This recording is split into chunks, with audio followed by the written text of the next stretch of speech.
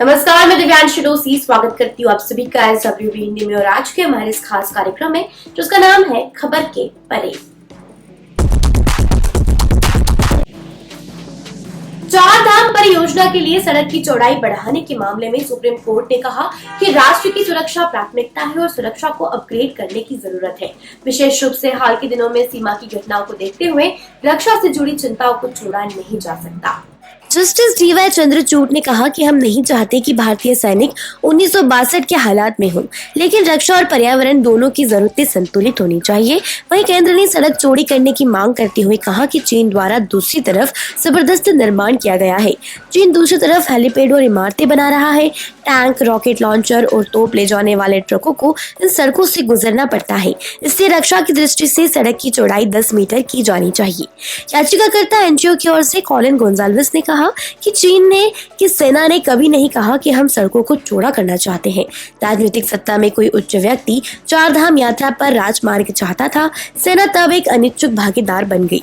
इस साल बड़े पैमाने पर भूस्खलन ने पहाड़ों में नुकसान को बढ़ा दिया है। मामले की सुनवाई justice DY Chandrachud, justice Suryakant और जस्टिस विक्रम नाथ ने की। सुनवाई में अटॉर्नी जनरल KK वेणुगोपाल ने कहा कि रक्षा इसमें रुचि रखता है क्योंकि चीन के साथ उत्तरी सीमा पर समस्या का सामना करने के कारण सड़कों को चौड़ा करना आवश्यक है। इस पर कॉलिन गोंजाल्विस ने कहा, मैं यह नहीं कहने जा रहा हूं कि पर्यावरण की जरूरतें राष्ट्र की रक्षा को प्रभावित करती है।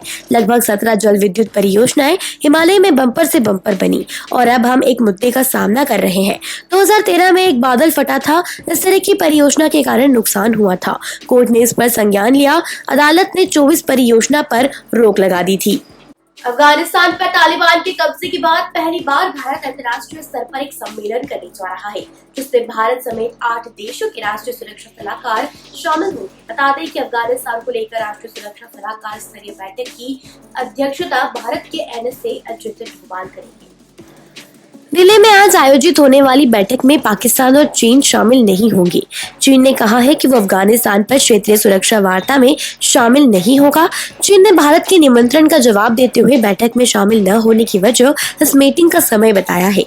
हालांकि वह अफगानिस्तान पर भारत के साथ बहुपक्षीय और द्विपक्षीय रूप से बातचीत के लिए तैयार है। वहीं चीन के सहयोगी पाकिस्तान ने पहले ही बातचीत के आमंत्रण को ठुकरा दिया था। ईरान, रूस, उज्बेकिस्तान, कजाकिस्तान, तुर्कमेनिस्तान, तजाकिस्तान और किर्गिस्तान ने NSA के इस सम्मेलन में भाग लेने की पुष्टि कर दी है। बातचीत में अफगानिस्तान की भागीदारी न होने पर सूत्रों ने कहा कि 8 में से कोई भी देश तालिबान सरकार को मान्यता नहीं देता है। उन्होंने कहा कि भारत ने भी तालिबान सरकार को मान्यता नहीं दिया है और इसलिए उसने अफगानिस्तान को आमंत्रित नहीं किया है। सुरक्षा अधिकारियों की इस बैठक में सभी देश अफगानिस्तान संकट के बाद आतंकवाद, कट्टरपंथ और मादक पदार्थों के बढ़ते खतरों से निपटने में व्यापारिक सहयोग के लिए साझा दृष्टिकोण तलाशेंगे। सूत्रों ने कहा कि बैठक में शामिल हो रहे 8 देशों के बीच अफगानिस्तान पर तालिबान के कब्जे के बाद की सुरक्षा जटिलताओं पर चर्चा होगी और बातचीत मुख्यतः चुनौतियों से निपटने के लिए व्यवहारिक चीजों पर सहयोग करने पर केंद्रित रहेगी। उन्होंने कहा कि अफगानिस्तान से लोगों की सीमा पार आवाजाही के साथ साथ वहां अमेरिकी बलों द्वारा छोड़े गए सैन्य उपकरणों और हथियारों से उत्पन्न खतरे पर भी सुरक्षा अधिकारियों द्वारा विचार विमर्श किए जाने की उम्मीद है। NSA लेवल के इस सम्मेलन में केवल अफगानिस्तान से सटे हुए देश ही नहीं बल्कि उसके आसपास के एशियाई देशों को भी आमंत्रित किया गया है। इस सम्मेलन की अध्यक्षता भारत के राष्ट्रीय सुरक्षा सलाहकार NSA अजित डोभाल करेंगे और सम्मेलन का आयोजन 10 नवंबर को नई दिल्ली में होगा। इससे पहले ईरान ने 2018 और 2019 में इसी तरह के सम्मेलन की मेजबानी की थी। पाकिस्तान ने उनमें से किसी को भी भाग नहीं लिया था। हालांकि चीन उन सम्मेलनों में शामिल हुआ था।